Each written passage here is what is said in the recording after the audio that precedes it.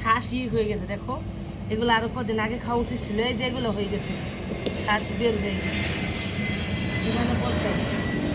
তো এবার আমার কয়েকটা তাল খাইছি দেখে মাটিগুলো রেখে দিছি। এগুলো আর 10 দিন আগে খেলে ভালো হতো, আমার মনে ছিল না। এই যে দেখো, দেখছো ময়লা জড়াইতেছে।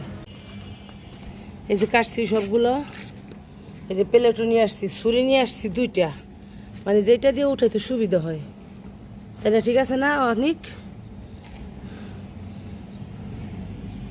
এই যে এখন সবগুলো উঠাবো।